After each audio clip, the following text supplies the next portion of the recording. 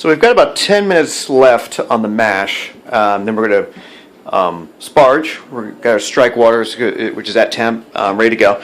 And I can't help but notice this mash in particular has had some really strange temperature fluctuations. I can't help thinking it might be because of the pumpkin. Maybe still in its like solid form. It's cooler than the mash, I think, overall. And I keep hitting with my thermometer. My thermometer, I mean, it's just a plain old glass guy, which has some pretty rudimentary measuring on it. I can't help but think maybe that's not a great thermometer. It works fine though.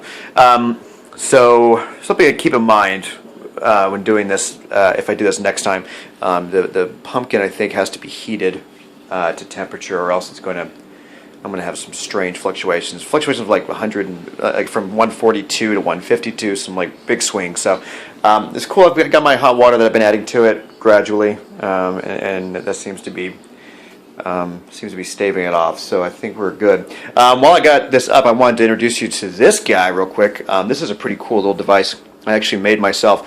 This is our Wirt chiller. You can buy these, but most people actually tend to make them because they're very inexpensive. I got like something like a 20-foot coil of copper tubing from Home Depot, and then you have to purchase this little tool that bends the copper, because you can't just bend it by hand, because you risk pinching it and binding it, and then you won't have water flowing through it easily, which is what you need. And I got a couple of hoses here. This is our outlet hose. This can handle some really high temperatures, which is why it's our outlet.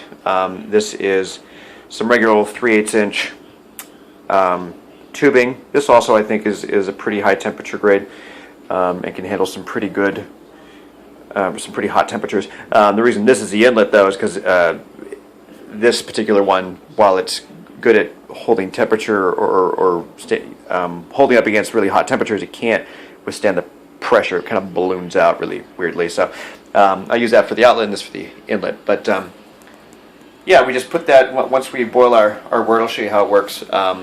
We put it in there, and this is going to help us cool our wort from boiling temperature down to yeast pitching temperature, which will be about 68 to 72 degrees around that area. The ambient temperature in here is about 78, a little warm, but it'll be okay. So I get to show you this in action, and you just want to make sure, as I'll show you, that you want this to be super clean, because you get some oxides if it sits around for a long time, and you want to sanitize it as well. But we'll get to that a little later here in a few minutes.